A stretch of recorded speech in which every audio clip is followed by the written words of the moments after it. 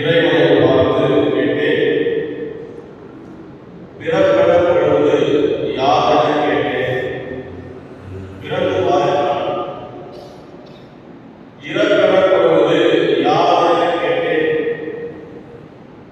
இறந்துவார் என்றான். மனையார் சுகம் யாதென கேட்டேன். மணந்து பார் என்றான். நட்பெனப்படுவது யாதென கேட்டேன். பழகி பார் என்றான். இவ்வாறு பல கேள்விகளை கேட்டேன். கடைசியாக அன்பெனப்படுவது யாதென கேட்டேன். உறவெனப்படுவது யாதென கேட்டேன். கிறிஸ்துவ விசுவாசம் எனப்படுவது யாதென கேட்டேன். இறைவன் சொன்னான், KGF கோரமாண்டல் பங்குக்கு சென்று பார், அங்கே காண்பாய் என்றார். இதோ அதனால்தான் உங்களிடத்திலே வந்திருக்கிறேன். 30 ஆண்டுகளுக்கு முன்பாக நான் இந்த பங்குக்கு வந்ததிலிருந்து இன்று வரை என்னை அன்பாகவும் உறவோடும் இணைத்து பார்க்கின்ற மக்கள். அதே நேரத்திலே கிறிஸ்துவ விசுவாசம், அது அந்தோனியார் பக்தியாக இருந்தாலும் சரி, செபஸ்தியார் பக்தியாக இருந்தாலும் சரி, திருச்சபையுடைய எல்லா விழாக்களாக இருந்தாலும் சரி, இங்கே ஒரு தனிப்பட்ட ஒரு கலையை பார்க்க முடியும். அதற்கு முதல் காரணம் நம்முடைய பங்குத்தந்தை அவர்கள். அவர்தான் பல முறை பார்த்து, நான் இங்கே இருந்தேன் என்று தெரிந்தவுடனே பாதுகாத்து, இங்கே இருந்தவங்க எல்லாரையும் நான் அழைக்கணும், நீங்க கண்டிப்பா வரணும் அப்படின்னு ஒரு அன்பான கட்டளை தூரமான அந்த அன்பு கட்டளையை பங்குத்தந்தை என்பவர் வந்து நம்ம பங்குக்கு தந்தை. நான் இருக்கிற இடத்துல கூட எனக்கு 20 வயசு பங்குக்கு என்னோட பங்குக்கு தந்தையாக என்னுடைய ஸ்டூடெண்ட் தான் எனக்கு பங்கு சாமி. ஆனாலும் அவர் தான் எனக்கு தந்தை. பங்குக்கு தந்தை, எனக்கு தந்தை, நம்ம எல்லாருக்கும் தந்தை. அந்த விதத்திலே அவர் அழைத்த அந்த அழைப்பிற்காக நன்றி கூறுகின்றேன். அதே வேளையிலே இதோ இந்த திருவிழாக்களை கொண்டாடுகின்றோமே, இது தேவைதானா? நிறைய பேர் எதுக்கு வீணா பணத்தை செலவு பண்றோம் அப்படிலாம் கேட்பாங்க. இதெல்லாம் தேவை. வாழ்க்கைக்கு இது எல்லாம் அவசியம். ஏனென்றால் நாம் வாழ்கின்ற இந்த உலகத்திலே எல்லா மதிப்பீடுகளையும் மறந்து வாழ்ந்து கொண்டிருக்கிறோம். அந்த சூழ்நிலையிலே நம்ம வீடுகளில் யோசிக்கீங்களா? பூசைக்கு வந்திருப்பீங்க, வர்றதுக்கு முன்னாடி கூட எல்லாம் மேக்கப்லாம் போட்டு முடிச்சுட்டு கடைசியா ஒரு கண்ணாடியை கட்டி பார்த்துட்டு மேக்கப் கரெக்டா இருந்தா, தலைமுடி கலையாது இருந்தா அப்படின்னு ஒரு ரீசெக் பண்ணிக்கிறது. தகவல் என்ன செய்வார்கள்? கூட்டு போடுவார் வீட்டுக்கு. கிளம்புறதுக்கு முன்னாடி இன்னொரு முறை அதை இழுத்து பார்த்துட்டு வருவார். ஏன் கூட்டு ஒழுங்கா புரியுதா அப்படின்னு பார்க்கணும். வீட்டுல அம்மா சாம்பார் செஞ்சு பரிமாறதுக்கு முன்னாடி கையில கொஞ்சம் ஊற்றி நக்கி பார்ப்பாங்க. ஏன் கரெக்டா உப்பு காரம் இருக்குதா அப்படின்னு. அப்ப நம்ம வாழ்க்கையில எல்லாமே ஒரு ரீசெக் பண்ணும் பொழுது நம்முடைய ஆன்மீக வாழ்க்கைக்கு ரீசெக் இந்த திருவிழா. நம்முடைய வாழ்க்கையை திரும்பி பார்க்கிறதுக்கு ஒரு தருணம். அந்த நேரத்தில் இருக்கின்ற நல்ல பண்புகள், அவர் வாழ்ந்தது 36 வருஷம் தான், சின்ன பையன் தான். ஆனா 800 வருஷமா தலைமுறை தலைமுறையாக ஒரு புனிதராக கோடி புதுமைகளை செய்து கொண்டிருக்கிறார் என்று சொன்னால், அவரிடத்தில் நான் கற்றுக்கொள்ள வேண்டிய விஷயம் என்ன அப்படின்னு சொல்லி நம்ம வாழ்க்கையை திரும்பி பார்க்க வைக்கிற, ரீசெக் செய்ய இருக்கின்ற ஒரு நிகழ்வு தான் இந்த விழாக்கள். ஆகவே இந்த விழாவை நாம் மகிழ்ச்சியாக கொண்டாடுகின்ற இந்த வேளையிலே, இந்த நாட்களிலே நம்மை குழுக்கள் வந்து தயார் செய்கிறார்கள். நம்முடைய வாழ்க்கையை அலசி பார்ப்போம், கொஞ்சம் திரும்பி பார்ப்போம். நான் நடக்கின்ற வழி சரியான வழியாக இருக்கிறதா? நான் வேகமா போறேன், ஒரு வழியில போயிட்டு இருக்கிறேன், ஆனா அது சரியான வழி இல்லாம தப்பான வழியா ரொம்ப தூரம் போனா திரும்பி வர முடியாது. அந்த வழி சரியான வழி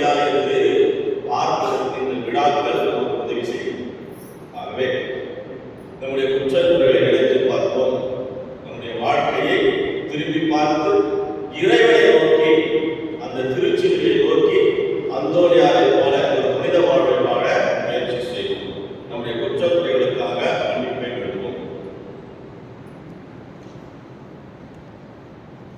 எல்லாம் வல்ல இறைவனிடமும்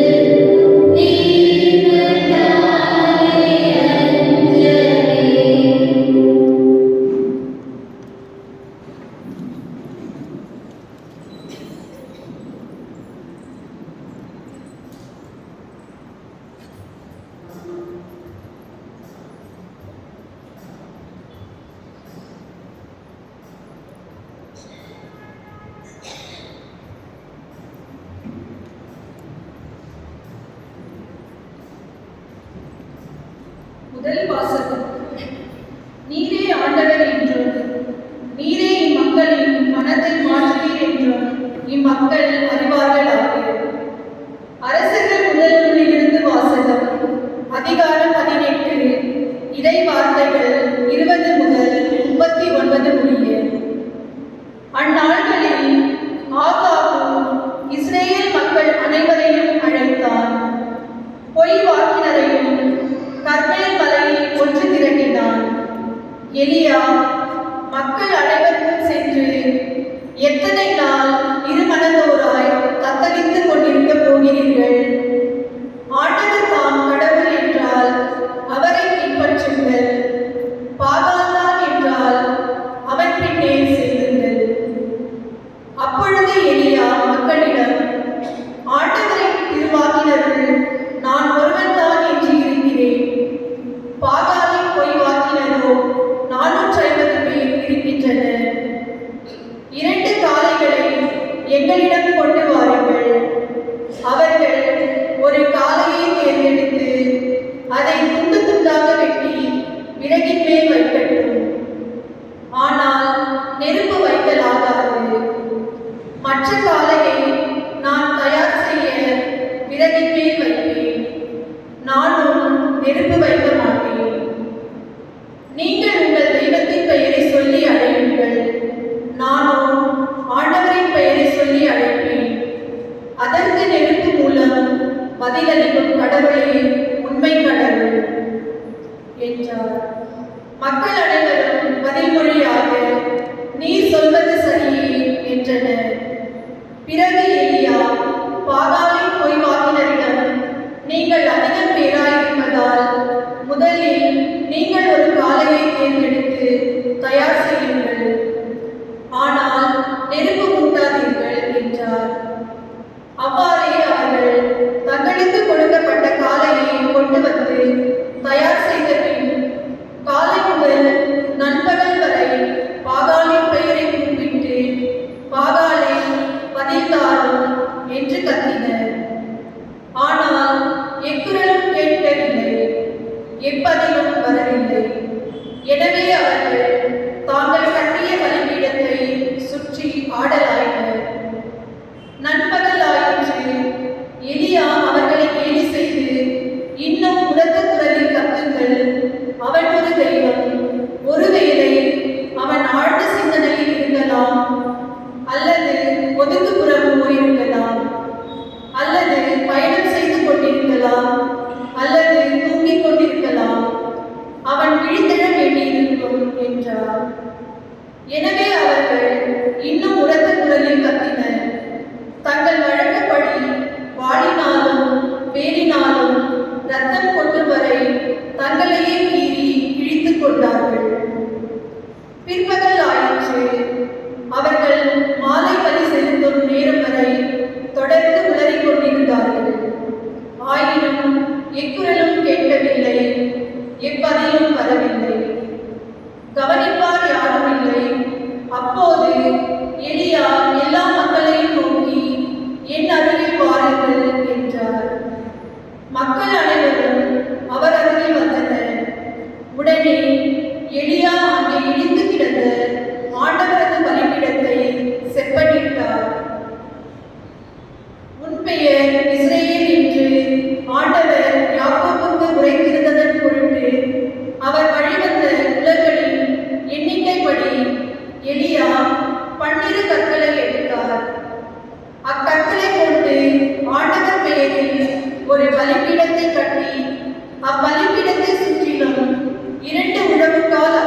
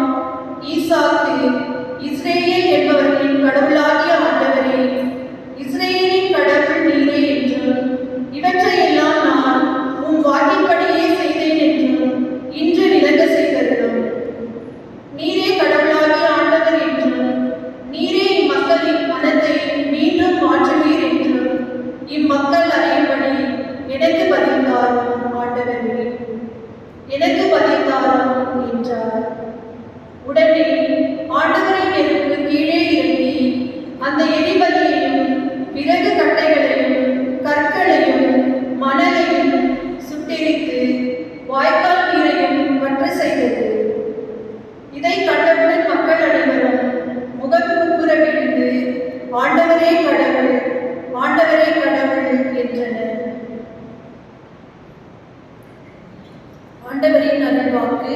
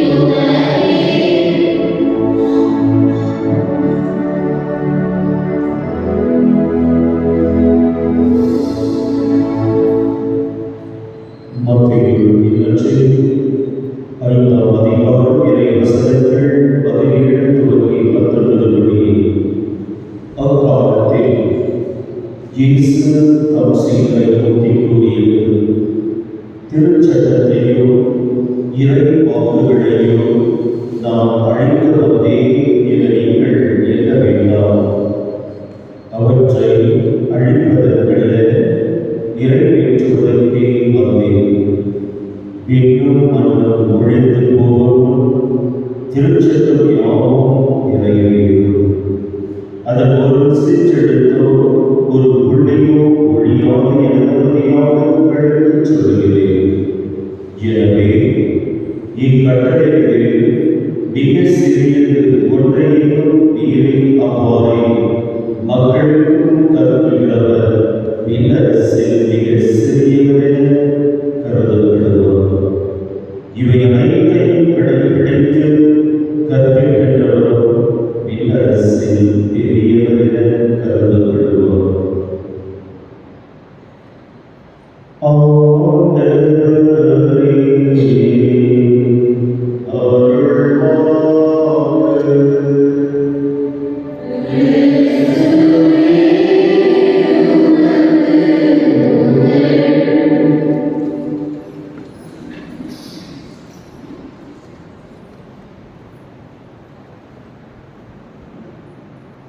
என் அன்பு எனக்கு பிரியமான சகோதர சகோதரிகளே,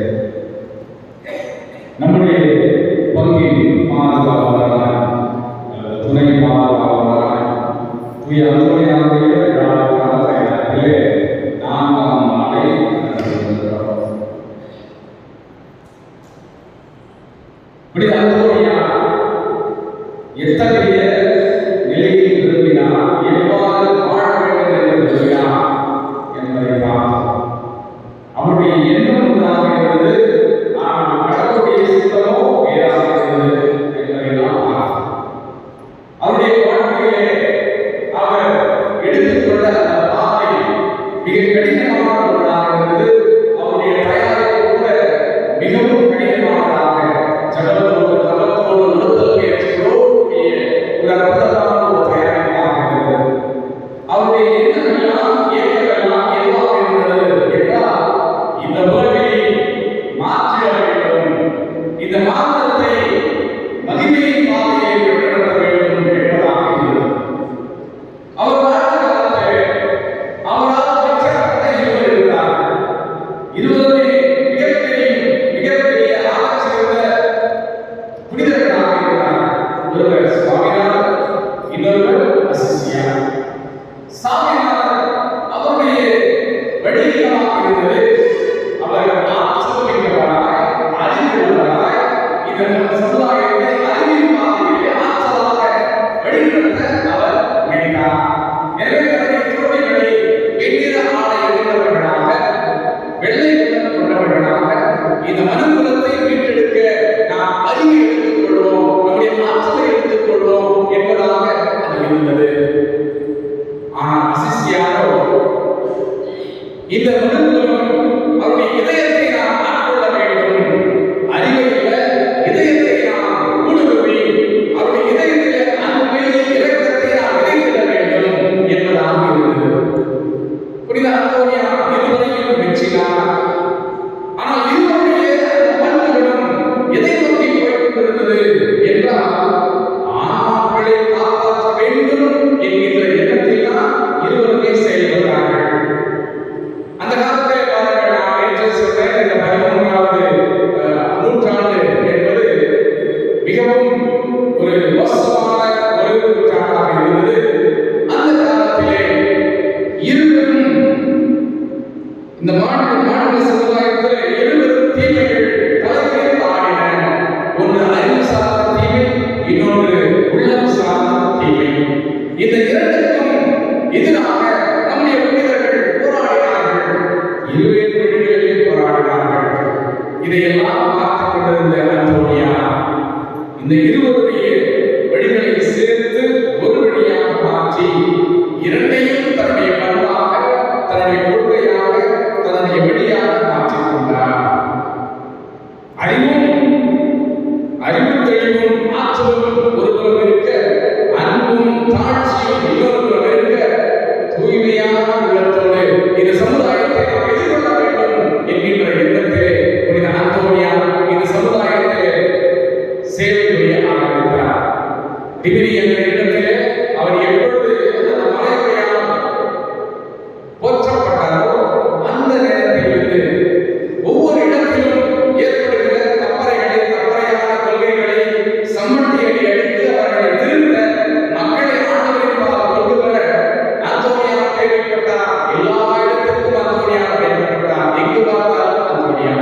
எங்கு பார்த்தாலும் அந்தோனியா.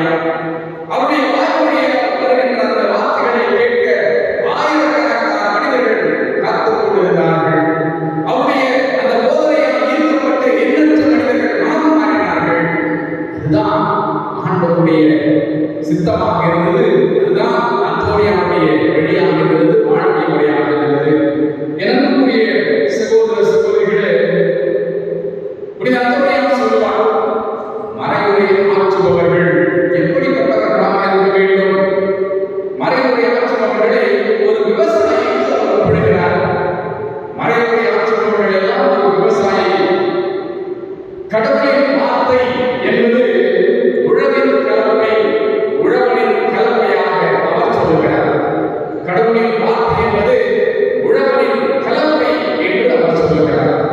இந்த மாநில ஆன்மா என்பது உழுகின்ற நிலம். மாநில ஆன்மா என்பது உழுகின்ற நிலம். எனவே குருக்கள் மறைவுரை ஆற்றுகையிலே அது மக்களுக்கு பயன் தரக்கூடியதாக இருக்க வேண்டும். அப்படி மக்களுக்கு பயன் தரக்கூடியதாக இருக்க வேண்டுமானால் அவர்கள் எதை பயன்படுத்த வேண்டும்? பழைய ஏற்பாட்டையும் புதிய ஏற்பாட்டையும் அவர்கள் பயன்படுத்தி அவற்றை மேற்கோள் காட்டி அவர்கள் மக்களுடைய உள்ளங்களிலே வார்த்தையை விதைத்து அவருடைய அந்த உள்ளத்தை அவர்கள் உழுது பண்படுத்தி அந்த விதையை அங்கே நட்டு அதை வளரச் செய்ய வேண்டும். ஏனென்றால் நம்முடைய வாழ்வுக்கு கடவுளின் வார்த்தைகளே ஆதாரம் என்று புனித அந்தோனியார் சொல்லுகிறார். நம்முடைய வாழ்வுக்கு கடவுளின் வார்த்தைகளே ஆதாரம் என்று சொல்லுகிற புனித அந்தோனியா யாரெல்லாம் மறைவுரை ஆற்றுகிறார்களோ குருக்கள் மறைவுரை ஆற்றும் பொழுது அது அவருடைய திறமையை காட்டுவதாக, பேச்சு திறமையை காட்டுவதாகவோ அல்லது அறிவாற்றலை காட்டுவதாகவோ ஆற்றலை காட்டுவதாகவோ இல்லாமல் மக்களை திருத்துகின்ற ஒரு அற்புதமான ஒரு வழியாக அது இருக்க வேண்டும் என்று அவர் சொல்கிறார். மறைவுரை என்பது மக்களை மனமாற்றம் அடைய செய்யக்கூடிய ஒரு ஆதாரமாக அவர் அதை அமைத்துக் கொள்ள வேண்டும் என்று சொல்லி மறைவுரையாளர்களை அவர் அழைக்கிறார். எனக்குரிய சகோதர சகோதரிகளே, ஒவ்வொரு மறைவுரையாளரும் எதை நினைத்துக் கொள்ள வேண்டும்? தன்னுடைய சொல் திறமையை காண்பிக்கும் விதமாக இல்லாமல் எதை போதிக்கிறார்களோ அதை வாழ்க்கையில் சாதிக்கிற மனிதர்களாக அவர்கள் இருக்கும் பட்சத்திலே அந்த போதனை சாதனைகளாக மாறும் பொழுது அவருடைய வாழ்க்கை முறை ஒரு அற்புதமான எடுத்துக்காட்டாக இருக்கும் என்று புனித அந்தோனியார் சொல்கிறார். அதனால்தான் எளிய உடை உடுத்தி எளிய வாழ்க்கை வாழ்ந்து ஏற்ற காலத்திலே மக்களுக்கு எல்லாவற்றையும் தெளிவுபடுத்தி அவருடைய எண்ணங்களையும் அவருடைய சிந்தனைகளையும் அவருடைய வாழ்க்கையையும் உருவகப்படுத்தி இறைவனின் வழியிலே வழிநடத்தி செல்ல வேண்டும் என்று புனித அந்தோனியார் ஒவ்வொருவருக்கும் அறிவுறுத்துகிறார். பாருங்களுடைய போதனையை பார்த்த இந்த திறனை பார்த்த புனித அசிசியார் என்ன சொல்லுகிறார்? அசிஸ், என்னுடைய பரமபிதாவே, பிதாவாகிய புனித அந்தோனியாரே, என்னுடைய சகோதரரை, உம்முடைய உதவி என்னுடைய மக்களுக்கு தேவைப்படுகிறது என்று சொல்லி நவசந்நியாச மடத்திற்கு அவர்கள் அனுப்புகிறார். அங்கே சென்று இறையில் எல்லாவற்றையும் நீங்கள் போதியுங்கள் என்று சொல்லும் பொழுது அவர் ஒத்துக்கொள்கிறார். ஆகட்டும் என்று சொல்லி அவர் அங்கே சென்று அவர்களுக்கு போதிக்கிறார். அப்படி போதிக்க அவர் சாலமோனின் ஞானம் அதையும் தாவீதின் சங்கீதத்திற்கான விளக்குரையும் எழுதி வைத்துக் கொண்டிருக்கிறார். அங்கே பாருங்கள், ஒரு நவசன்னியாசி எப்பொழுதுமே அந்த நவசன்னியாசிக்கு ஒரு குழப்பம், எனக்கு அழைத்தல் இருக்கிறதா இல்லையா என்கின்ற ஒரு குழப்பம். எனவே அந்த நவசன்னியாசி என்ன செய்கிறார்? இந்த மடத்தை விட்டு ஓடி போக வேண்டும் என்று விரும்புகிறார்.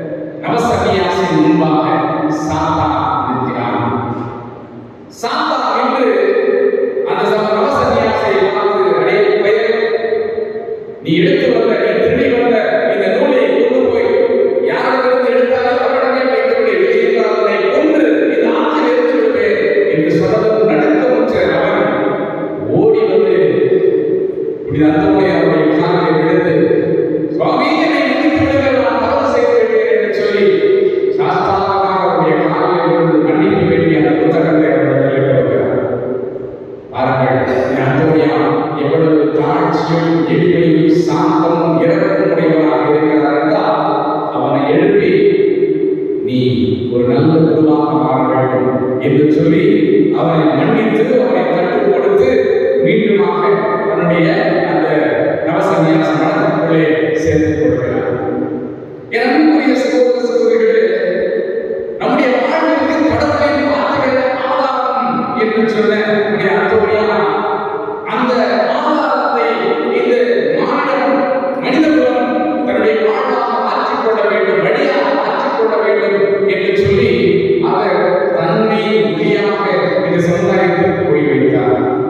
அதனால்தான் நாம் பார்க்கிற மத்திய நற்செய்தி 5ஆம் அதிகாரம் 16ஆம் இறைவார்த்தையிலே ஆண்டவர் இயேசு கூறுவார், உங்கள் ஒளி மனிதனும் ஒளிர்க, உங்கள் ஒளி மனிதனும் ஒளிர்க என்று சொல்லி அதற்கு ஏற்றாற்போல புனித அந்தோனியாருடைய வாழ்க்கையும் சரி, அவருடைய சிந்தனையும் சரி, அவருடைய செயல்களும் சரி மனித குலத்தை ஈர்ப்பதாக இருந்தது. அவரிடத்திலே ஈர்ப்பதாக இருந்ததோ இல்லையோ, கடவுளிடத்திலே அவைகள் எல்லாம் ஈர்ப்பதாக இருந்தது. அதனால்தான் அவருடைய போதனையை கேட்க ஆயிரம் பேர் அங்கே வந்து குவிந்தார்கள். ஒரு முறை பாருங்கள், அவர் இதுபோல தன்னுடைய குருமணத்திலிருந்து கொஞ்சம் தள்ளி ஒரு ஆலயத்திலே வியாழக்கிழமை, அதாவது புனித வியாழன் என்று மறைவுரை ஆற்றிக் கொண்டிருக்கிறார். புனித வியாழன் என்று அவர் மறைவுரை ஆற்றிக் கொண்டிருக்கிறார். திடீரென்று அவருக்கு ஞாபகம் வருகிறது. ஏனென்றால் அங்கே மடத்திலே தன்னுடைய சகோதரர்கள் அங்கே கட்டளை ஜபத்தை சொல்லிக் கொண்டிருக்கிறார்கள். ஒரு தலைவராக அந்த இடத்திலே ஒரு சிறிய பகுதியை அவர் சொல்ல வேண்டும், அது அவர் மட்டும்தான் சொல்ல வேண்டும் என்பது விதி. எனவே திடீரென்று அவர் அமைதியாக நின்று விடுகிறார். கொஞ்ச நேரம் கழித்து மீண்டுமாக அவர் மறைவுரையாற்ற தொடங்குகிறார். என்னவோ ஏதோ தெரியவில்லையே என்று மக்கள் கொஞ்சம் கலங்கி போனார்கள். கடைசியிலே தான் அவர்களுக்கு தெரிந்தது, அவர் இங்கே நின்று கொண்டிருந்தார். ஆனால் அங்கேயும் சென்று அவர் படிக்க வேண்டிய அந்த பகுதியை படித்துவிட்டு அவர் திரும்பி வந்தார். இரண்டுக்குரிய சகோதர சகோதரிகளே, தாமஸ் கேலோ என்கின்ற மறை வல்லுநர், புனித அசிசியாரின் அந்த சபையைச் சேர்ந்த தாமஸ் கேலோ என்கின்ற ஒரு மறை வல்லுநரை பார்த்து சொல்லுவார், மானிட அறிவு நுழைய முடியாத இடத்தில் கூட அன்பு நுழைந்திருக்கிறது. அது எதனால் சாத்தியமானது என்றால் இந்த அந்தோனியாரால் அது சாத்தியமானது என்று சொல்லுவார். மனித அறிவு நுழையாத இடத்தில் கூட அன்பு நுழைந்திருக்கிறது. நுழைந்து அது எல்லாவற்றையும் அக்குவேராக ஆணிவேராக அது புரட்டி போட்டிருக்கிறது. அது யாரால் சாத்தியமானது என்றால் புனித அந்தோனியாரால் சாத்தியமானது என்று அவர் மிக அழகாக சொல்லுவார். இரண்டுக்குரிய சகோதர சகோதரிகளே, இந்த நான் சொன்ன அந்த நவசன்னியாசி திருடி சென்று கொண்டு வந்து சேர்ந்த பிறகுதான் மக்கள் தங்களிடத்திலே காணாமல் போன பொருட்களை எல்லாம் தேடி கண்டுபிடிக்க சொல்லி அந்தோனியாவை நாடினார்கள். அதிலிருந்துதான் காணாமல் போன பொருட்களை கண்டுபிடிக்கின்ற ஒரு வல்லமையை மக்கள் புனித அந்தோனியாரிடத்தில் எதிர்பார்த்தார்கள், அதற்காக வேண்டினார்கள். அன்றிலிருந்து இன்று வரை யாரெல்லாம் அவரிடத்தில் வேண்டுகிறார்களோ அவர்களுக்கு அவை கிடைக்காமல் போவதில்லை. என்னுடைய சகோதர சகோதரிகளே, பூர்ச் என்கின்ற நகரிலே அவர் கொஞ்ச நாள் பணியாற்றிக் கொண்டிருந்தார். இந்த பூர்ச் என்ற நகரிலே அவர் எப்படிப்பட்ட ஒரு பணியை செய்தார் என்றால், எங்கெல்லாம் அவர் தீமையை பார்த்தாரோ, எங்கெல்லாம் அவர் தீமை நடக்கிறது அல்லது தீமை பேசப்படுகிறது என்பதை பார்த்தாரோ, அங்கெல்லாம் அதை எதிர்த்து குரல் கொடுத்து அவர்களை நல்வழிப்படுத்துகின்ற தைரியமான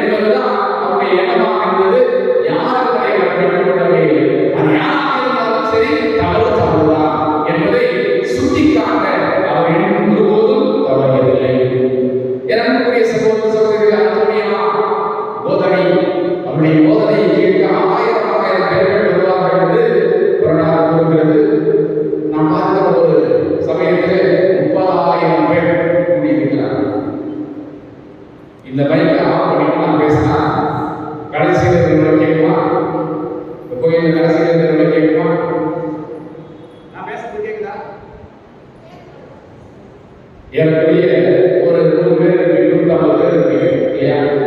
30,000 பேர் 30,000 பேர் குழுமி இருந்த ஒரு இடத்திலே அந்தோனியார் மறைவுரை ஆற்றுகிறார் என்றால் அந்த 30,000 பேர் மட்டுமல்ல, 2-3 மைல்கள் தொலைவில் இருக்கிற மக்களுக்கும் அவருடைய போதனை கேட்டது, மறைவுரை கேட்டது என்றால் அதை மெய்மறந்து அந்த மனிதர்கள் வீட்டுக்குள்ளே இருந்தபடியே கேட்டார்கள் என்றால் இத்தகைய ஒரு அற்புதமான ஒரு கொடையை அவர் பெற்றிருந்தார், வல்லமையை பெற்றிருந்தார், ஆற்றலை பெற்றிருந்தார்.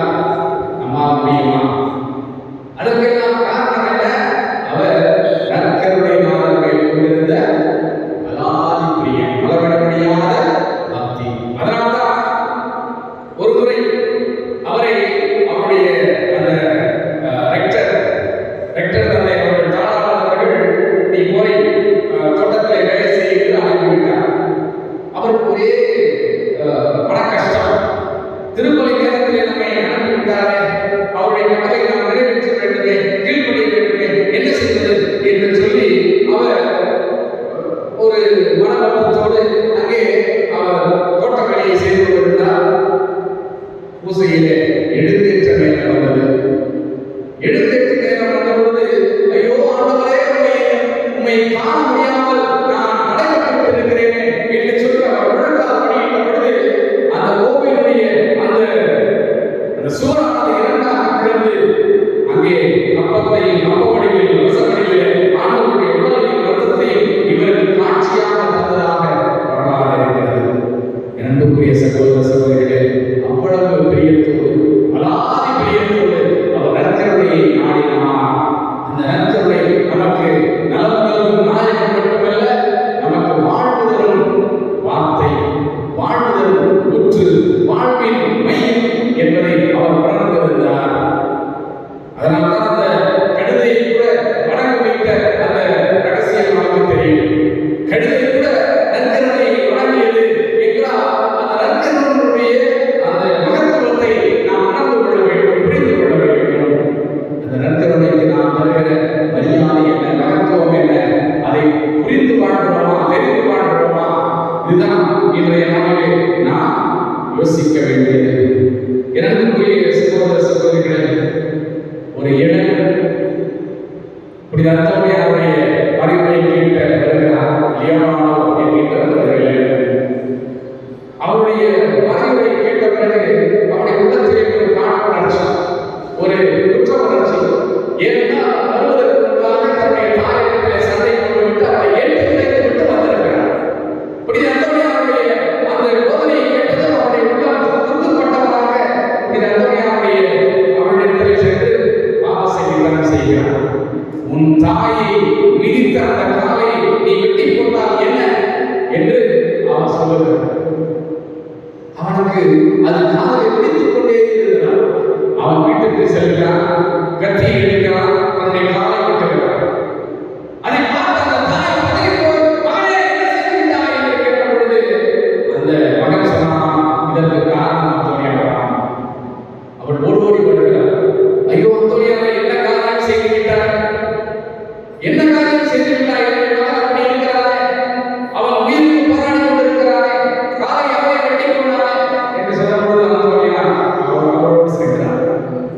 அங்கே ரத்த வெள்ளத்தில் அவன் இருக்க, அவனுடைய கால் துண்டாக ஒரு இடத்தில் இருக்க, அதை எடுத்து அதை ஒட்டி சிலுவை அடைய எலும்போடு எலும்பு, சதையோடு சதை, நரம்போடு நரம்பு சேர்ந்து அவன் சுகம் பெற்றான். பின்னாளிலே அவன் ஒரு நல்ல குருவாக மாறினான் என்ற வரலாறு.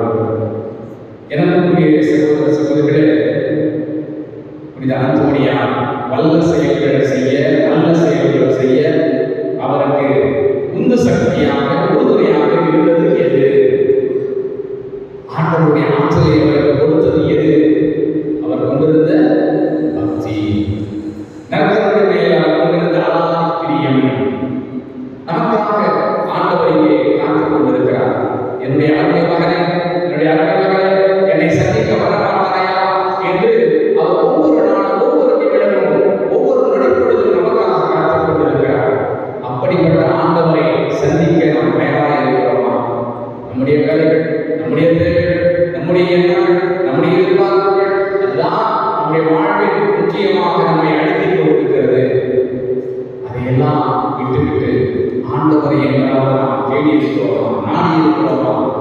அதுதான் வாழ்வதற்கு மூச்சு என்பதை நாம் உணர்ந்து கொண்டிருக்கிறோமா? அதை உணர்த்துவதுதான் இந்த அந்தோனியாருடைய வாழ்வின் ரகசியம். அவரால் இவற்றை எல்லாம் செய்ய முடிந்தது என்றால் அது அவர் நற்கருணையின் மேல் கொண்ட பிரியம், ஆண்டவர் இயேசுவின் மேல் கொண்ட பக்தி, பற்றுறுதி. இதுதான் அதைத்தான் ஆண்டவர் இயேசு இந்த அந்தோனியார் வழியாக நமக்கு கொடுக்கிறார். உங்கள் ஒளியை மனிதர்கள் ஒளியாக இந்த சமுதாயம் நீங்கள் கிறிஸ்தவர்கள் என்பதை உணர்ந்து உங்களை போல வாழ ஆசைப்படுகிற என்று இன்று ஆண்டவர் இயேசு நமக்கு சொல்கிறார். அப்படியானால் இந்த சமுதாயம் நம்மை பார்த்து, நம்முடைய செயல்களை பார்த்து, நம்முடைய வாழ்க்கையை பார்த்து இறைவனை ஏற்றுக்கொள்ள வேண்டுமானால் நம்முடைய செயல்கள் எப்படி இருக்க வேண்டும், அதை எப்படி அமைத்துக் கொள்ள வேண்டும், அதை நாம் சிந்திப்போம். அதற்கேற்றார் போல செயல்படுவோம். புனித அந்தோனியார் நம்முடைய வாழ்வில் நல்ல செயல்களை செய்ய தயாராக இருக்கிறார். நல்ல செயல்களை செய்ய தயாராக இருக்கிறார். நாம் செய்ய வேண்டியதெல்லாம் மனிதர்களால் வாழணும். மனிதர்களால் வாழணும். அந்த நிலைதான் புனிதர்களாக மாற நம்மை ஊக்குவிப்பது. எனவே ஆண்டவன் மேல் அன்பு கொண்டு, நற்கருணை மேல் ஆர்வம் கொண்டு நாம் ஒவ்வொருவரும் நம்முடைய செயல்களை நல்ல செயல்களாக அமைத்துக் கொள்வோம். வல்லவராம் கடவுள் நமக்கு அருள் செயல்களை புரிந்து நமக்கு நல்வாழ்வை தருவார். புனித அந்தோனியாருடைய நமக்கு ஆசிரியர் வழங்குவார். அதற்கான அருள்வரத்தை இந்த திருப்பதிகளை வேண்டுவோம்.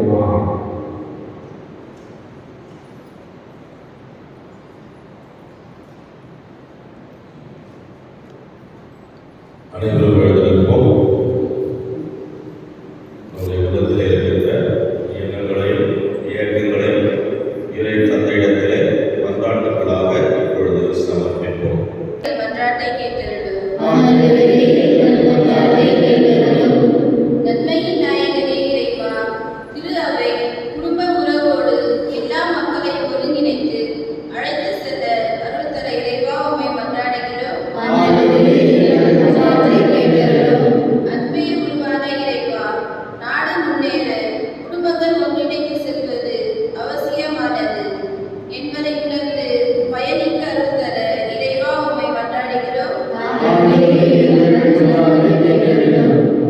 வாழ்வின் நாயகனே எம் இறைவா, இப்பங்கில் உள்ள எல்லா குடும்பங்களையும் ஆசீர்வதியும். திரு குடும்ப பயணிகளுக்கும் விழுமியங்களுக்கும் எங்களது குடும்பங்களில் பிரதிபலிக்க அருள் தர இறைவா உம்மை மன்றாடுகிறோம். இன்றைய நவநாளை சிறப்பிக்கும் கெனடிஸ் 4-5 லைன், ஸ்ரீராம் நகர், மஞ்சுநாத் நகர் மற்றும் புனித அலேஷியஸ் உற்சவ அருள் சகோதரிகள் அனைவருக்காகவும் ஜெபிக்கிறோம்.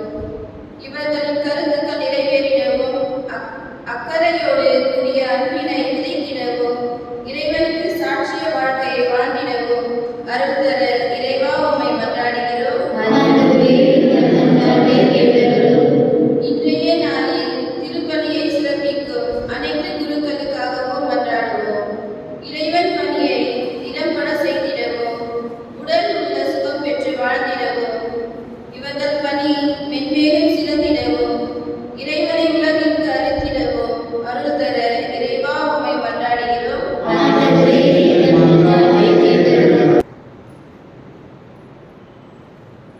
நம்முடைய பங்கு தந்தையுடைய கருத்துக்களுக்காக ஜெபிப்போம்.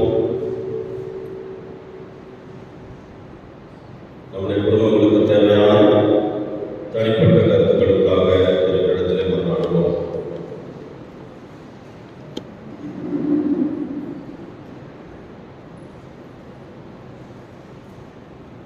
இந்த மன்றாட்டுகளை எல்லாம் எங்கள் ஆண்டவராகிய இயேசு கிறிஸ்து வழியாக உம்மை மன்றாடுகின்றோம். ஆமென்.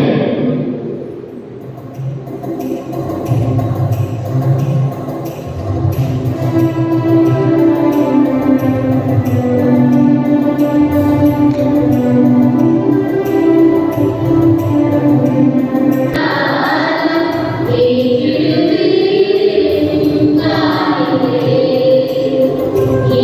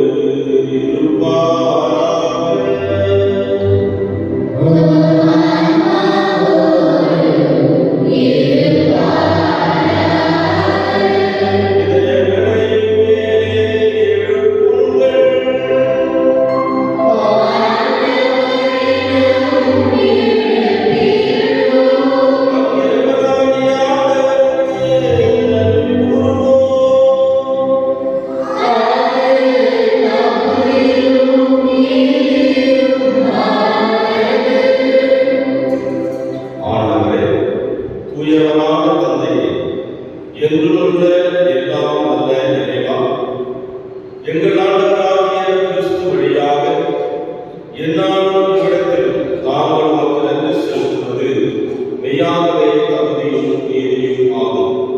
எங்கள் கடமையும் கூறிய செயலும் ஆகும். ஏனெனில் உம் புனிதர்களின் வியத்தகு சாட்சியத்தால் உமது திரு அவை என்றும் புதிய ஆற்றல் பெற்று பலமடைகின்றது.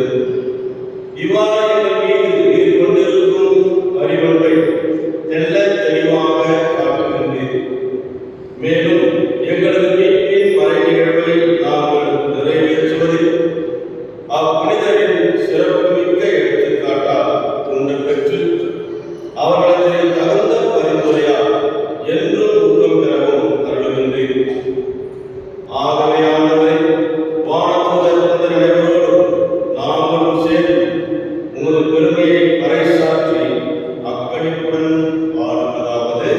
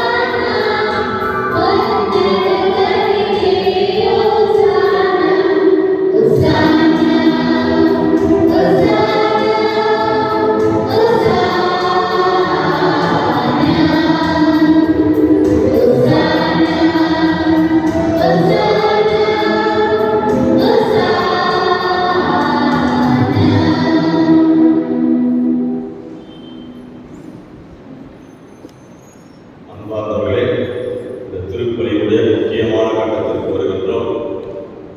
புனித அந்தோனியாருடைய புனித வாழ்வுக்கு அடிப்படையாக அமைந்தது இந்த நற்கருணை பக்தி. அதை அவர் முழுமையாக விரும்பினார். இதை நினைவாக செய்யுங்கள் என்று குரு சொல்லுகின்ற பொழுது அது மாதிரி அல்ல. அதே 2000 ஆண்டுகளுக்கு முன்பாக இயேசு உடலோடும் ஆன்மாவோடும் மனித வல்லமையோடும் இறை வல்லமையோடும் நம்மிடையே இருக்கின்றார். அது எல்லாத்துக்கும் தெரியும் என்பதை ஒரு கழுதை அந்த நற்கருணை வணங்க வைத்து நிரூபித்தவர் அங்கே. அந்த ஒரு விசுவாசத்தோடு இதோ இந்த நேரத்திலே நாம் இதில் பங்கெடுப்போம். இறைமகன் இயேசு நம்மோடு இப்பொழுது வரவிருக்கின்றார்.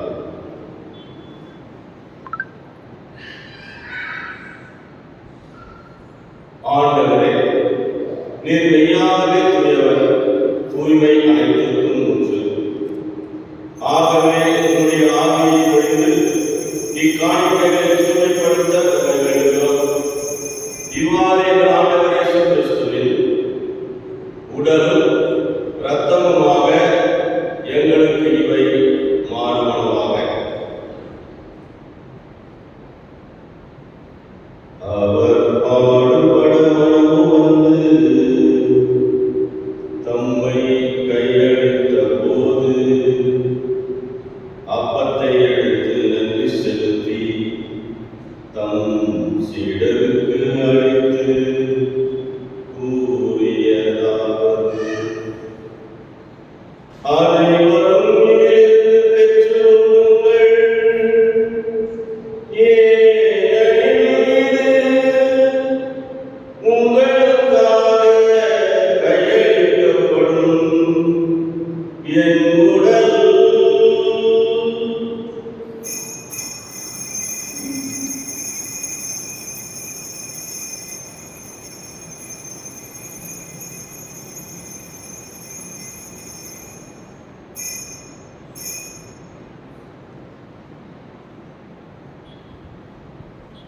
அவ்வண்ணமே இரவு விருந்தை அருந்திய பின் கிண்ணத்தை எடுத்து நன்றி செலுத்தி தம் சீடருக்கு அளித்து கூறியதாவது: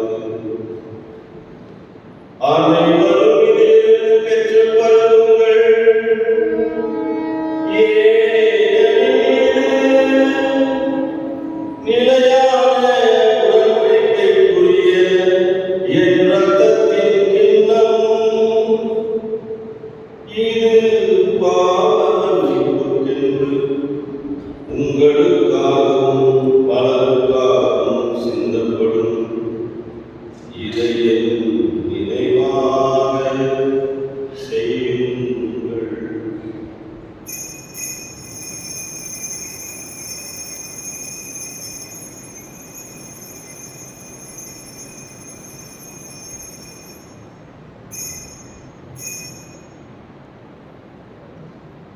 நம்பிக்கையின் மறைபொருள்.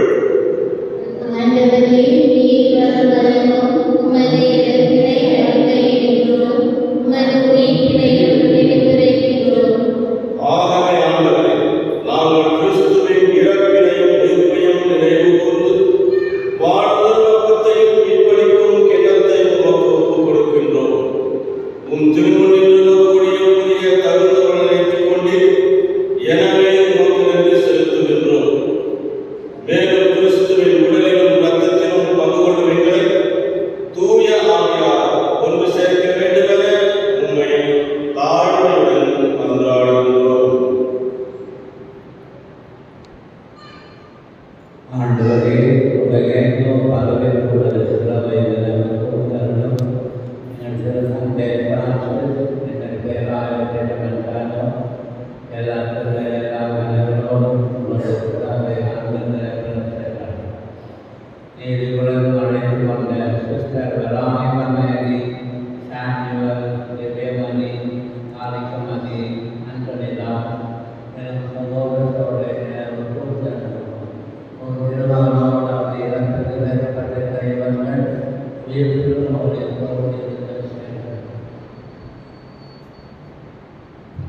மேலும் உயிர்த்தெழுந்த நோக்குடன் துயில் கொள்கைகள் சகோதர சகோதரிகளே, இறந்தோர் அனைவரையும் இரக்கத்துடன் நினைவு கூர்ந்து திருமுகவழி கொள்ளித்தருள். எங்கள் அனைவர் மீதும் இரக்கமாயும் கடவுளின் கன்னித்தாயான புனித மரியம், அவருடைய கணவரான புனித இயேசு, நம் பங்கின் பாதுகாவலரான புனித செபஸ்தியர், புனித அந்தோனியா, புனித பிரான்சிஸ் சவேரியர், புனித திருத்தூதர்கள், இவ்வுலகில் பங்கு வந்தவரால் இறந்தோராகிய புனிதர் அனைவரும் நாங்கள் நிலை வாழ்வில் பங்கு கொள்ளும் தகுதி பெற்று உம் திருமகன் இயேசு கிறிஸ்து வழியாக உம்மை புகழ்ந்தேத்த வருவதாக உம்மை மன்றாடுகிறோம்.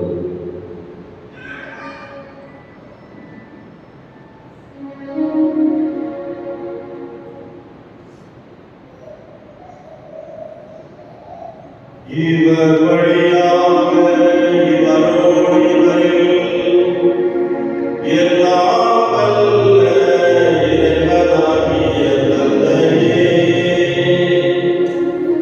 தூய ஆவியாரின் ஒன்றிப்பில் எல்லா புகழும் ஆட்சியும் என்றென்றும் உமக்கு உரியதே.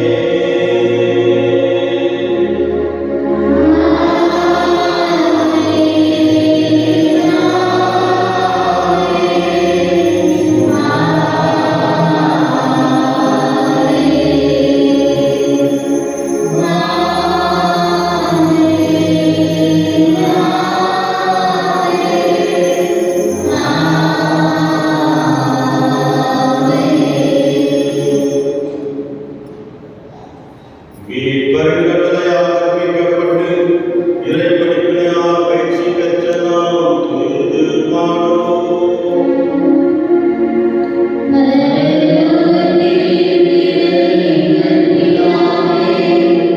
உம்முடைய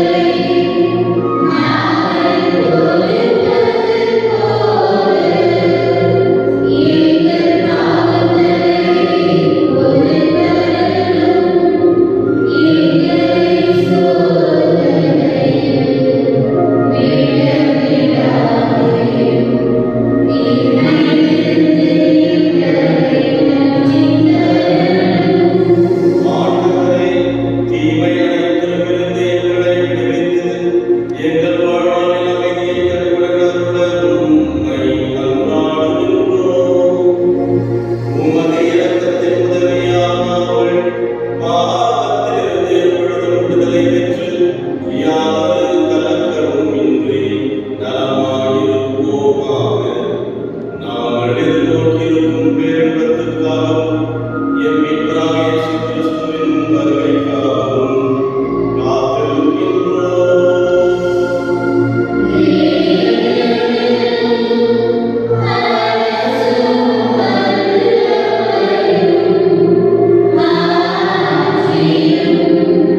Yeah.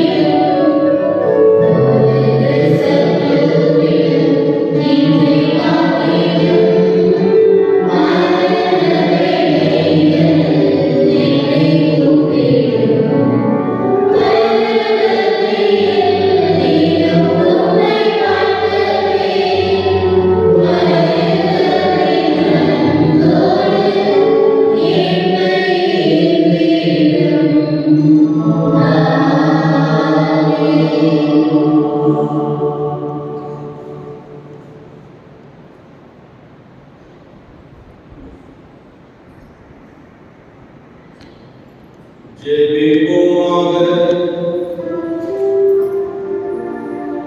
எங்கள் அன்பு தந்தையே இறைவா, உயிருள்ள அப்பமாகிய கிறிஸ்துவினால் ஊட்டம் அளித்தவர்களுக்கு ஆசிரியராகிய அதே கிறிஸ்துவை முழுமையாக கற்றுத் தருவீராக. அதனால் மிக அற்புதமாய் விடாமல் அவர்கள் உமது உண்மையை அறிந்து அதில் அன்பில் செயல்படுத்துவார்களாக. எங்கள் ஆண்டவராகிய கிறிஸ்து வழியாக உம்மை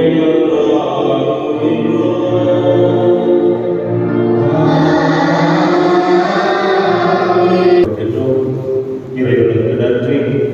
அத்தோடு இந்த நாளை சிறப்பான விதத்தில் சிறப்பித்து இந்த திருவழிபாட்டினை ஒன்றிணைந்து செயலாற்றிய கெனடிஸ் 4வது 5வது வட்டாரத்தை சார்ந்தவர்கள் ஸ்ரீராம் நகர், கட்டநாத நகர் மற்றும் புனித அலோசியஸ் கோட்சாலா அருள் சகோதரிகள் ஒன்றிணைந்து வீடு அலங்கரிப்பு மற்ற வேலைகளை தயார் செய்து நம்முடைய பங்கின் வளர்ச்சிக்கு ஒற்றுமை உருவாக்கி கொண்டிருக்கின்ற இந்த வட்டார உள்ளங்களுக்கு கரங்களை தட்டி அனைவரும் சார்பாக அத்தோடு நாளை வியாழக்கிழமை சிறப்பான விதத்தில் சிறப்பிக்கக்கூடியவர்கள் நியூ மாடல்ஸ் லூப்ரோ கோட்ரஸ், இம்மாரி கோட்ரஸ் மற்றும் Bangalore line, Palakkad line, station block, பெண்கள் குழு, பக்தி கண்ணியர்கள், பங்கு கண்ணியர்கள் அனைவரும் சிறப்பித்திருக்கிறார்கள். நாளை திருவள்ளியை நிறைவேற்ற நம்முடைய பங்கினை பணியாற்றி பொறுப்பற்று பெற்ற அருள் தந்தை மரிய பிரகாசம், தஞ்சாவூர் மறை மாவட்டம் நாகப்பட்டினம் ஆலயத்தில் அன்னையின் ஆலயத்தில் உதவி தந்தையாக இருக்கின்றார். புதிதாக அருட்பொழிவு செய்யப்பட்ட உதவி பங்கு தந்தையாக தந்தை சுசிராஜ் அவர்கள் தன்னுரை மறை மாவட்டத்தில் பணி செய்து கொண்டிருக்கின்றார். இந்த குழுக்களும் நாளை திருமணி நிறைவேற்ற வருகின்றார்கள். ஆகவே அன்பு சகோதர சகோதரிகளே, நிறைய பேர் அவருடைய பட்டத்துக்கு போவாங்களோ, அந்த கோசிக்கு வாங்கோ, நிறைய பேர் சாமி போக முடியாதவோ அவருக்கு கிஃப்ட் கொடுக்குறவங்க நாளைக்கு நீங்கள் கொடுக்கணும். அவர்களை தேடி இன்விடேஷன் கொடுத்திருந்தாலும் உங்களுடைய விருப்பம். நாங்கள் பங்கு தந்தை நான் செய்வோம் செய்யணும். சில பேர் கேட்டதுக்கு உங்களுடைய கொடுக்கலனாலும் அவங்களுக்காக வந்து செடியுங்கள், அவங்களுக்கு ஊக்குவிங்கள். புதியதாக உருப்பட்டு பெற்றவர்கள் ஆண்டவருடைய இறைப்படி சிறப்பான அவர்கள் செயலாற்ற நாம் பங்கு மக்கள் நன்றி உள்ளவர்களாக அவர்களை ஆன்மீகத்தில் ஊக்குவிக்க உங்களை அன்போடு கேட்டுக்கொள்கின்றேன். மற்றும் அன்பு சகோதர சகோதரிகளே, இந்த நாளை சிறப்பிக்க நம்முடைய தந்தை டேனியல் அடிகளார் சலேஷியன் சபை சார்ந்தவர் எல்லாருக்கும் தெரியும். தந்தை அவர்கள் சொன்னது போல 30 ஆண்டுகளுக்கு முன் நம்முடைய பங்கிலே பிரதராக வந்திருக்கிறார், குருவாகி வந்திருக்கின்றார். 30 ஆண்டுகளாக நம்முடைய பங்கு மக்களிடம் அந்த தொடர்பு கொண்டிருக்கின்றார். ஆகவே அழியாத அன்பு, குறையாத அன்பு என்று சொல்லலாம். ஆகவே அதனால் நீங்கள் கொடுத்த பாசம் என்று இருக்கின்றது. ஆகவே தந்தை அவர்கள் அவ்வளவு தொலைவிலிருந்து இன்றைய நாளில் சிறப்பிக்க நம்முடைய அழைப்பை ஏற்று தந்தை அவர்கள் வந்திருக்கின்றார். மயிலாடுதுறை அவ்வளவு தொலைவிலிருந்து வந்திருக்கிறார். தந்தை அவர்கள் சொன்ன மாதிரி அன்பு எல்லாவற்றையும் கடந்து செல்லும். அன்பானது எத்தனை மைல்கள் இருந்தாலும் தூரம் இருந்தாலும் அது இவ்வளவு தூரம் என்று அவர்களுக்கு கவலை இல்லை. அன்பு எல்லாவற்றுக்கும் மேலாக கடந்து செல்கின்ற அன்பு அதுதான் கடவுள் கொடுத்தது. அவரை நம்முடைய பங்கில் நீங்கள் கொடுத்த அன்பு, நீங்கள் உருவாடிய நாட்கள், அவரை ஊக்குவித்த நாட்கள், அவர் இன்றும் நம்முடைய அழைப்பிற்கு மக்களும் கூட அவரை அழைக்க வேண்டும் என்று ஆசைப்பட்டார்கள். தந்தை அவர்களுக்கும் நான் வந்த போது முதல் முறை சந்தித்த போது அழைத்து கொடுத்தேன். ஆகவே அவர் இன்முகத்தோடு வந்து நமக்கு சிறப்பாக திருப்பலி நிறைவேற்றியிருக்கின்றார். செக்கப் ரீ செக்கப் எல்லாம் பிளட்டு தான் தான் செக் பண்ணுறோம், பிபி தான் செக் பண்ணுறோம். இன்றைக்கி நம்ம பிபியை செக் பண்ணிக்கிறாங்க அப்படின்னா நம்ம அன்பு குறையாமல் கடவுள் வார்த்தை கேட்கக்கூடிய நாட்களை கொண்டாட நீங்கள் எல்லாம் தொடர்ந்து வந்து கொண்டு உங்களை பாராட்டுகின்றோம். தொடர்ந்து நீங்கள் இறை வசனங்கள் கொடுக்கப்பட்ட இந்த நாட்கள் மீண்டும் கிடைக்க, ஆகவே இதை பயன்படுத்தவும் தந்தை அவர்கள் ஒவ்வொருவரையும் ஊக்குவித்து ஜெபித்தார். ஆகவே அவருடைய பணி இப்போது மயிலாடுதுறையிலிருந்து திருச்சிக்கு அவர் டிரான்ஸ்ஃபர் ஆகியிருக்கிறார். ஆகவே அவருடைய பணி வாலிபர்களை உருவாக்க, வேலை வாய்ப்பு இல்லாதவர்களுக்கு சிறப்பான பயிற்சிகளை கொடுப்பது ஒரு சிறப்பான பொறுப்பு. ஒரு டைரக்டராக அவருக்கு ஒரு புதிய பதவியை கொடுத்திருக்கிறார்கள். ஆகவே அவர் பணி சிறக்க சிறசியார் பங்கு. அவருக்காக ஜெபிப்போம். அவர் பணி மென்மேலும் சிறந்து விளங்கிக் கொண்டிருக்கிறது. இன்னும் ஆண்டவர் அவரை மென்மேலும் உயர்த்தி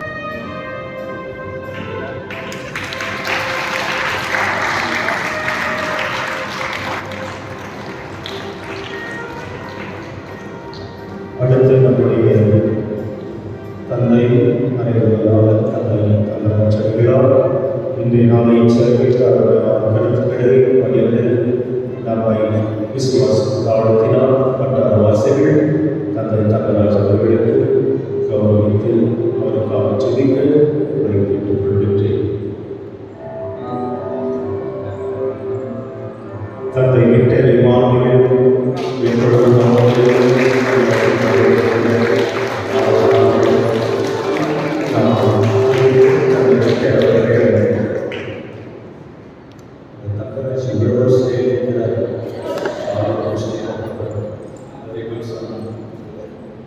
அடுத்து நம்முடைய வட்டார தலைவர் அம்பலராஜ்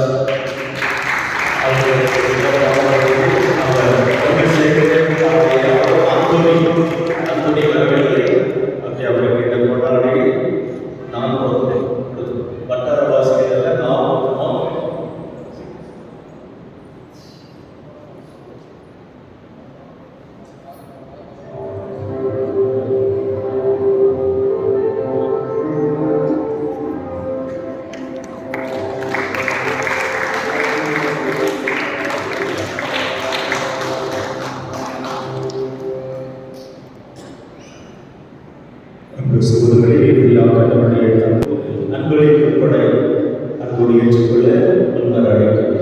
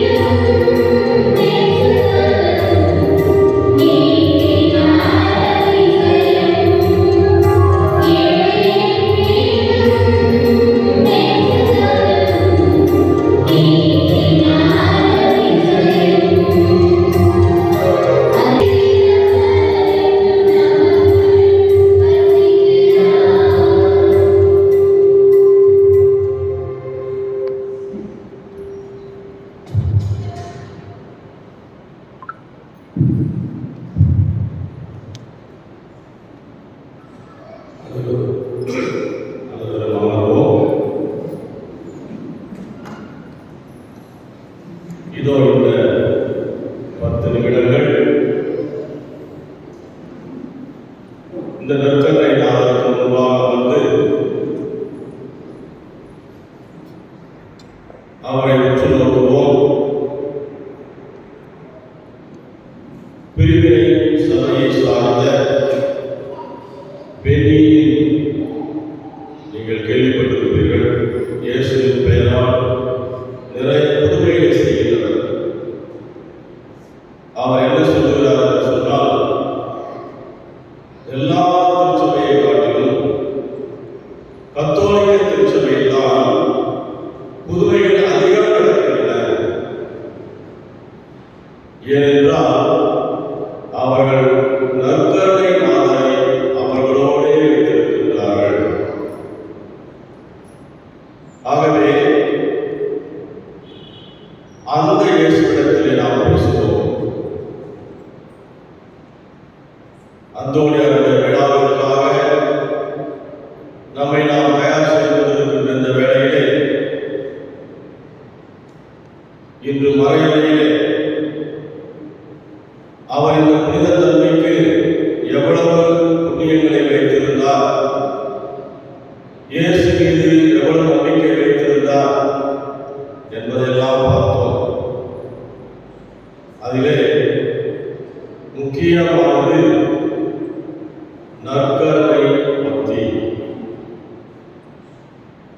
இயேசு வாழ்கின்றார், என்னோடு இருக்கின்றார், ஆகவே நான் கவலைப்பட தேவையில்லை என்று அவர் நற்செய்தியை தன்னுடைய வாழ்வாக மாற்றிக் கொண்டிருக்கும் பொழுதே அவருக்கு பிடித்த வசனம் மத்தேயு 5ஆம் அதிகாரம் 26ஆவது வசனம். வானத்து பறவைகளை பாருங்கள், அவை விதைப்பதும் இல்லை, அறுப்பதும் இல்லை, களஞ்சியத்தில் சேர்த்து வைப்பதும் இல்லை. இவ்வாறாக அவற்றை பராமரிக்கின்ற எங்கள் தந்தை நம்மை பராமரிக்க மாட்டாரா என்கிற அந்த ஆழ்ந்த விசுவாசம் குறித்த அந்தோனியாருக்கு இருந்தது. அதை போலவே சங்கீதம் 23 என் ஆயின் ஆண்டவர் எனக்கென்ன குறைவு, பசும்புல் மேய்ச்சலில் என்னை இளைப்பாற செய்கின்றார் என்று அந்த ஆண்டவரிடத்திலே தன்னை முழுமையாக அர்ப்பணித்தவர்.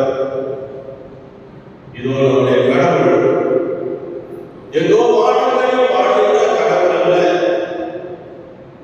நம்மோடு வாழ்கின்ற கடவுள். இம்மானுவேல், கடவுள் நம்மோடு இருந்து நம்முடைய துன்பத்திலும் துயரத்திலும் நம்மோடு இருந்து கொண்டிருக்கின்ற கடவுள்.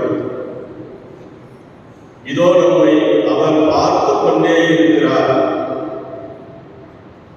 என்னுடைய மகன், என்னுடைய மகள் ஒவ்வொரு நாளும் கடந்து போகின்ற இந்த வாழ்க்கையிலே அவரும் நம்மோடு நடந்து வருகின்றார்.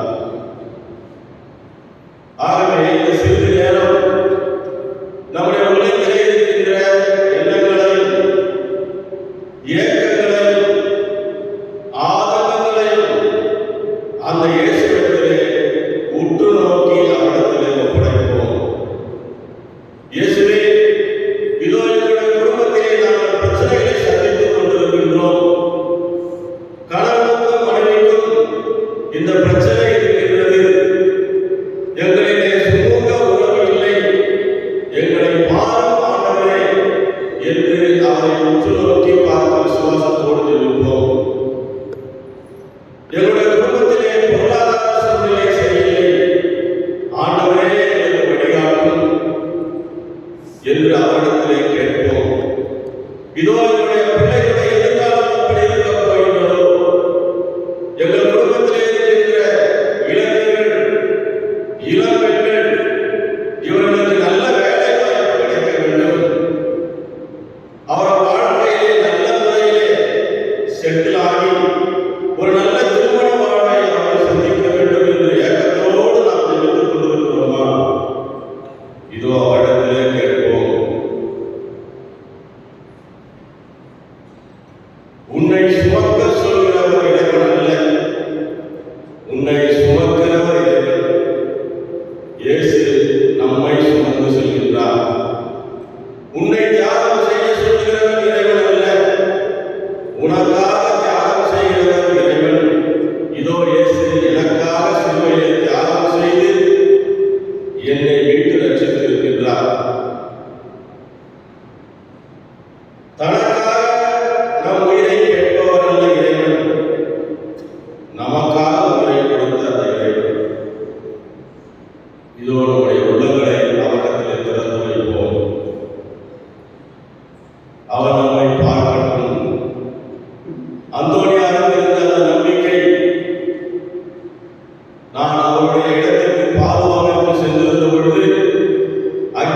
பார்த்தது ஒரே ஒரு பலகை. அந்த பலகையை நான் தூங்குவார்.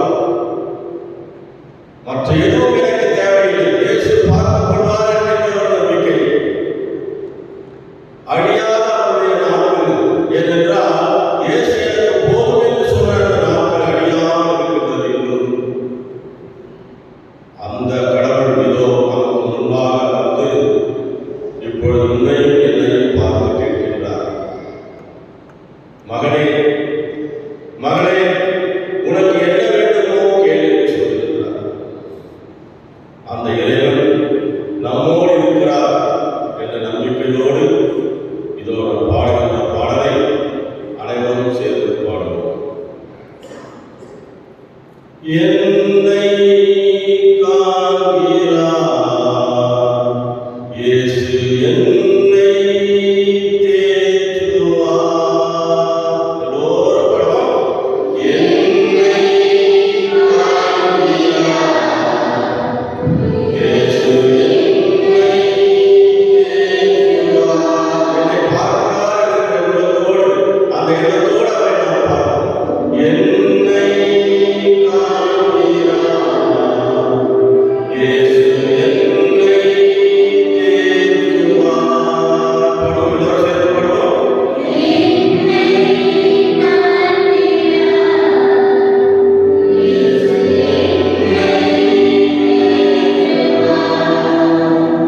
கலங்காதே, நீ அழுவாதே, அதிசயம் செய்திடுவார். கலங்காதே, நீ அழுவாதே, அதிசயம் செய்திடுவார். இயேசுவே, எங்களுடைய குடும்பங்களிலே பிரச்சனைகளாக இருக்கின்றது, துயரம் இருக்கின்றது, சோதனைகள் இருக்கின்றது.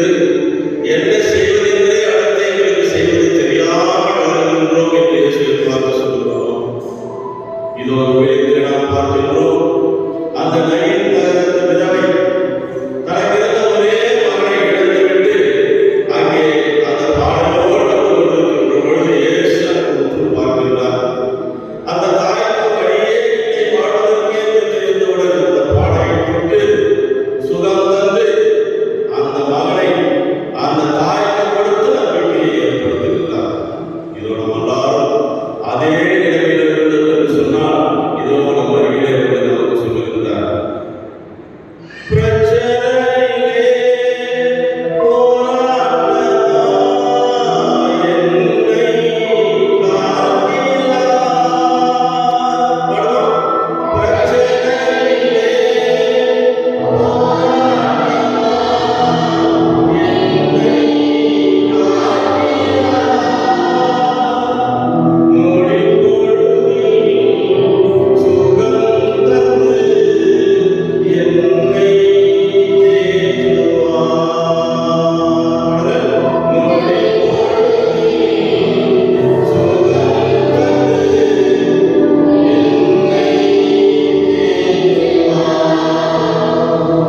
தேற்றுவார். கலங்காதே, நீ அழுவாதே,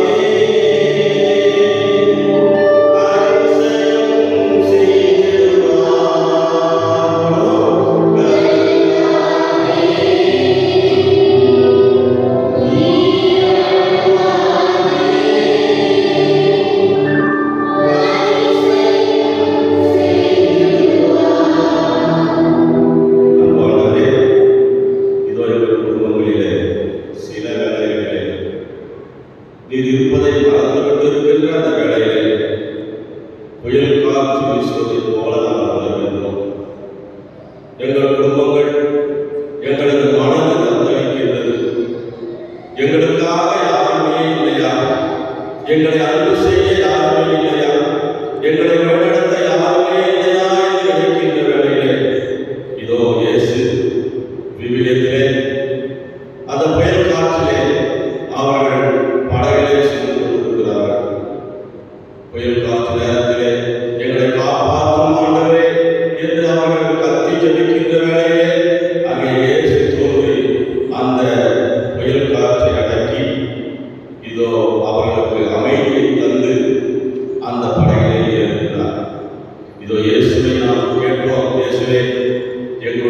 வீட்டுக்குள்ளே வாரும், எங்களுடைய படகிலே வாரும், எங்கள் வீட்டிற்கு வந்து எங்கள் ஒவ்வொருடைய உள்ளத்திற்கும் இல்லத்திற்கும் அமைதியை தாரும் என்று நாம் ஜெபிப்போம். எதிர்காலத்தோடு போராட்டமா என்னை காண்கிறாய். எதிர்காலத்தோடு போராட்டமா என்னை காண்கிறாய். என் படகில் ஏறுகிறாய், அமைதி தருகிறாய். என்